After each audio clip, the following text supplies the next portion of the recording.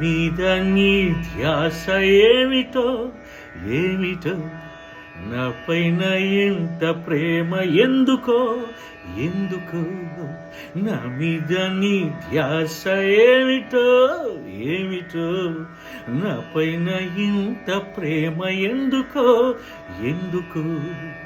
యేసయ్యా నేను కేవలం మనిషిని, యేసయ్యా నేను కేవలం ధూళిని, ఒక్క క్షణములో వాడిపోయే గడ్డి పువ్వుని, మరుక్షణములో పగిలిపోయే నీటి బుడగని.